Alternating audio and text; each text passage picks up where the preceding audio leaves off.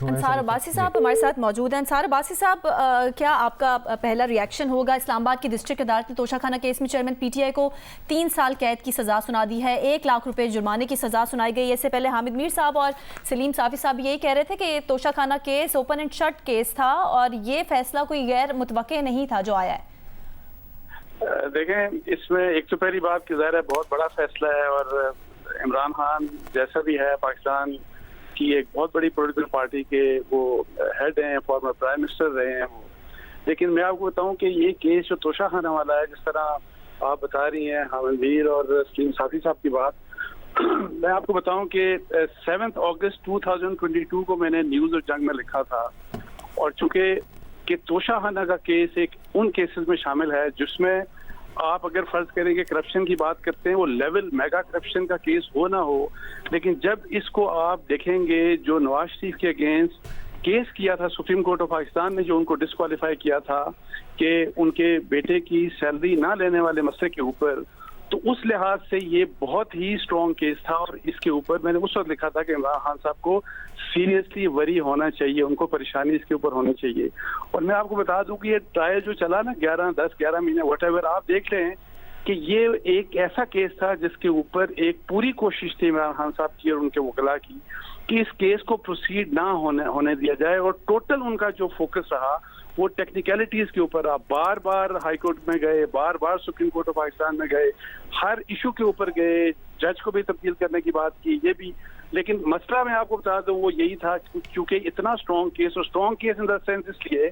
कि election commission of Pakistan को अगर आप जब हमारे जितने भी जो एमपीज होते हैं, मेंबर्स ऑफ पार्लियामेंट होते हैं, उनके लिए ये लाजिम है और ये बाकी किसी पाकिस्तानी के लिए लाजिम नहीं है कि वो अपने जो एसेट्स हैं वो हर साल डिक्लेयर करें, और वो डिक्लेयर करके वो पब्लिक होते हैं, वो पब्लिकली नोटिफाई होते हैं। और मकसद उसका यही होता है कि आपका डिक्लेरेशन है और वो डिक्लेरेशन एफिडेविट होता है, ये ज़बानी, ये वैसे डिक्लेरेशन नहीं होता कि आपने जिस तरह आप टैक्स के पेपर भर देते हैं व्हाटएवर। सो आप एफिडेविट के जरिए आप अंदर ओथ एक डिक्लेरेशन देते हैं, और उस डिक्लेरेशन में अगर एक डेविएशन इस किस्म की आती है कि आपकी एक आमदन थी और वो आमदन अगर आपने रिफ्लेक्ट नहीं की, तो जब आप इस केस का सुप्रीम कोर्ट ऑफ पाकिस्तान के केस में केस के जो नवाज शरीफ साहब का केस था उससे कंपैरिजन करेंगे तो ये बहुत स्ट्रॉन्ग केस था, मैं आपको बता दूं। लेकिन एक एडवांटेज इमरान खान साहब को डेफिनेटली हासिल है, और ये अच्छी बात है कि इनकी सजा सुप्रीम कोर्ट ऑफ पाकिस्तान में नहीं हुई, इनकी सेशन कोर्ट ने इनको सजा दी इससे पहले प्रोसीडिंग। और ये पता है आपको कि ये रेफरेंस आया था इलेक्शन कमीशन पाकिस्तान की एक डिटेल्ड बड़ी लंबी इंक्वायरी के बाद फैसला आया था, और जब ये फैसला आ गया तो अब उनके पास कम से कम अपील के हक हैं, वो हाई कोर्ट जा सकते हैं, वो सुप्रीम कोर्ट ऑफ पाकिस्तान उसके बाद जा सकते हैं। सो ये एक अच्छी बात है, और ऐसा नहीं होना चाहिए कि जी आप किसी को सजा दे दें, लेकिन ऐसा भी नहीं होना चाहिए। देखें अभी जो बात, अगर फर्ज करें कि किसी को जो फर्ज करें कि आइन तोड़ते हैं या जो आइन को वायलेट करते हैं, अगर उनको अगर सजा नहीं मिलती तो इसका मतलब ये नहीं है कि आप किसी को भी सजा ना दें।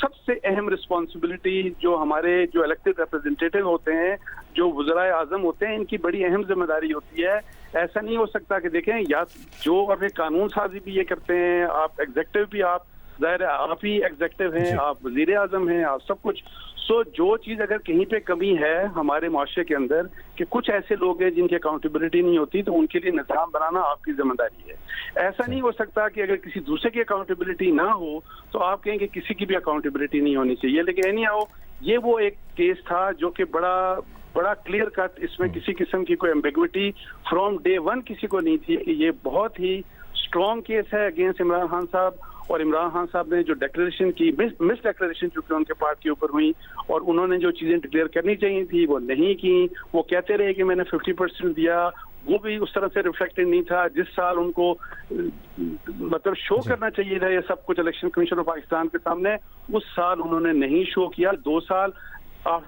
साल के बाद जिस वक्त मीडिया के ऊपर शोर मचा, जब मीडिया ने कहा कि तोशाखाना में क्या कुछ हुआ, उसके बाद उन्होंने शो किया। तो इस लिहाज से जाहिर है ये एक बड़ा क्लियर कट केस था।